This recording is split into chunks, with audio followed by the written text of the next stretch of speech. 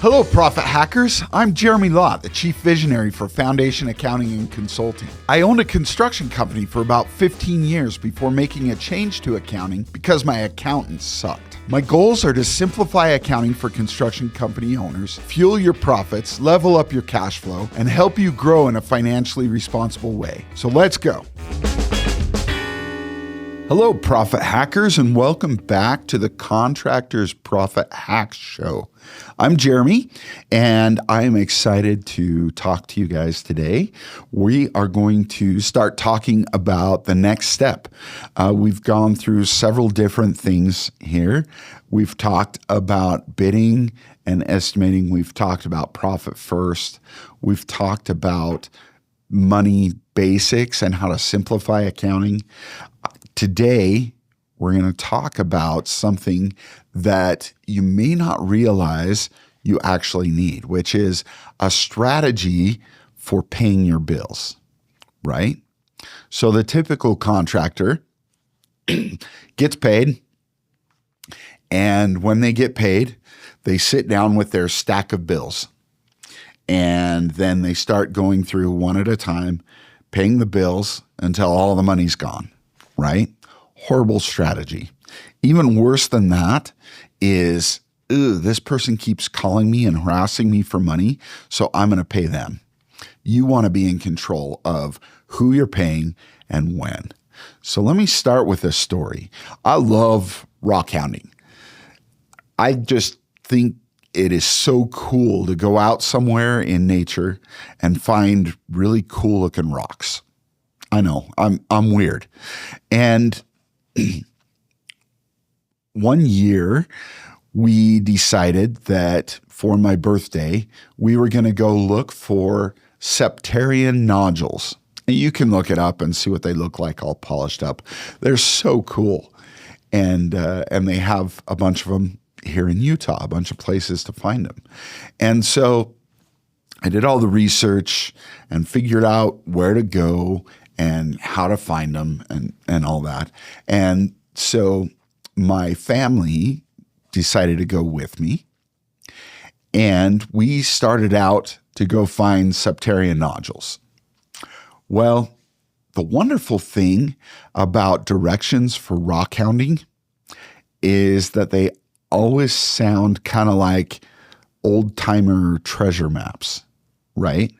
Follow this dirt road until you see the tree that slants to the right, and then turn right there and go until you hit the third big rock. And anyway, they're always just kind of sketchy directions. And you're never really sure if the directions that you're following are actually going to get you to where you want to be. And so that was the case with this. We wandered around in the van. We were in our van. Much better to do rockhounding with a 4x4, but in this scenario, we were in our van, and my wife the night before had taken the time to freeze a bunch of water bottles, so that we would have cold water the next day. And so we're following along this trail, and we're, turning right at the slanted tree and all that kind of stuff. And we get to this spot where there's this really bumpy hill that we're supposed to go up.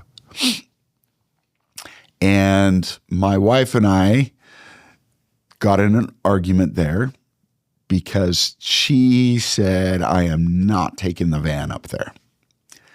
I was like, well, we got to go that way. We can totally make that. She refused. I understand 100%. I actually took my car all the way up that hill a few months later, but so we totally could have made it. But anyway, we decided to hike the rest of the way to the spot where we could find these. And so we did. We loaded up all the water bottles in our backpacks and hiked our way up to this spot and started looking around. And it took some time to kind of go around and dig some different places and see what we could find. And we just weren't finding anything. And then after a little bit of searching around, we finally ended up down in this canyon, toward the bottom of this canyon, and found a honey hole of these things. And we were finding them left and right. And I was loading my backpack with them.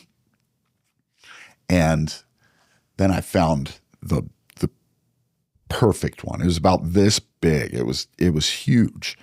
And it was pretty heavy, maybe 60 pounds heavy.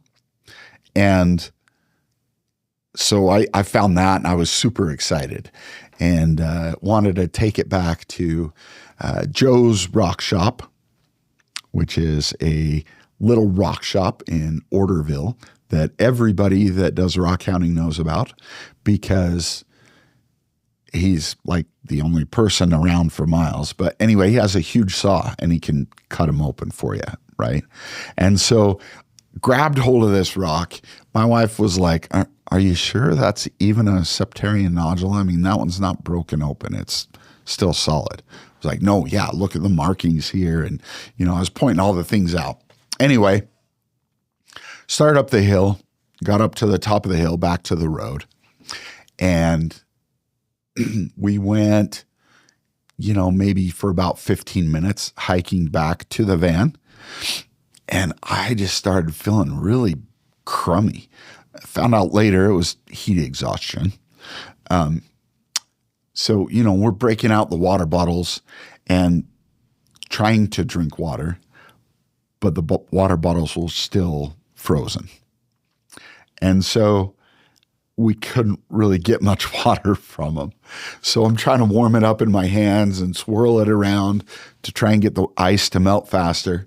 And, kept drinking the few drops that I had, but it just wasn't enough. And at one point, I finally just sat down because I couldn't go any further. And my wife was red hot. She's like, you took us out here in the middle of the desert. There's vultures flying overhead that are going to come pick our bones clean, and we're just all going to die here. So she came over and she picked up the rock and she said, I'm leaving you. You find your way back. So her and my kids, she picks up this 60-pound rock and lugs it all the way back to the van. And, I sat there for a few minutes and recovered and got a few more drops of water and then started walking back out. But at that point in time, more than anything in the world, I needed water. I had to have water, and I just wasn't able to get it. And I'm going to now compare that to paying bills. It happens very, very often in the construction world where we end up with a stack of bills. We're in debt.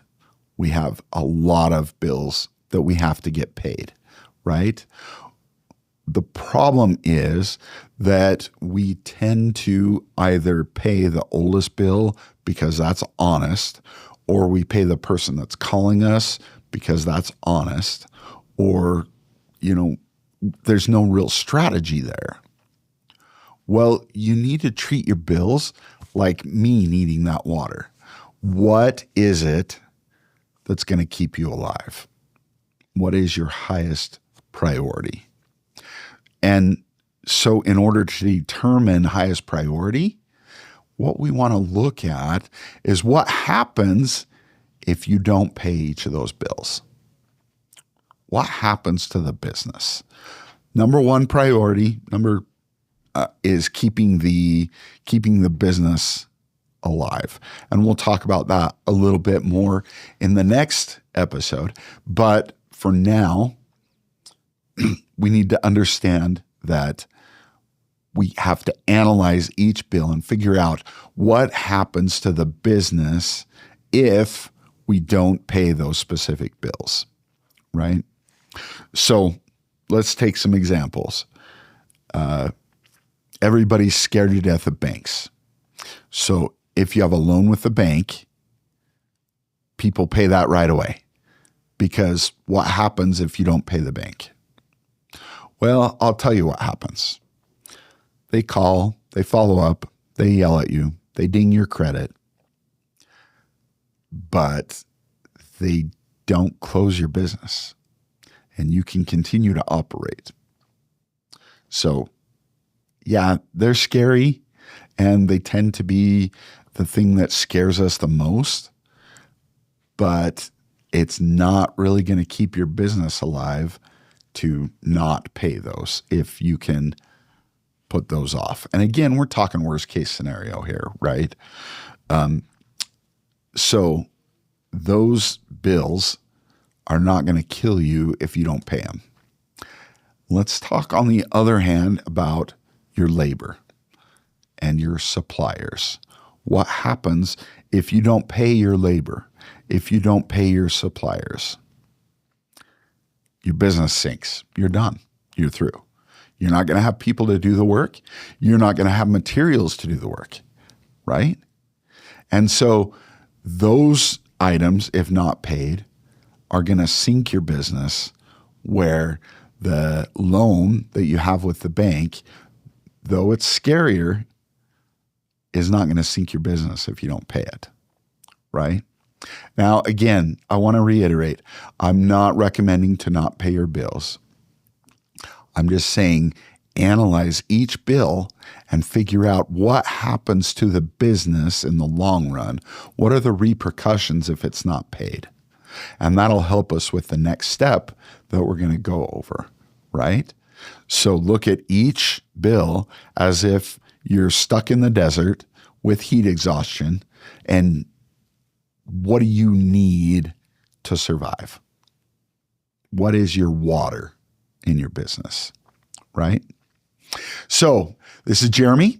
We've talked a little bit about the first step of bill pay strategy, and we're going to continue with priorities in the next episode. Thank you very much, and I will talk to you later. Thanks for listening. If you found this episode helpful, please like and subscribe for weekly episodes to help you fuel your profit, level up your cash flow, and finance your growth. Until next time, go enjoy some green M&Ms and protect that cash.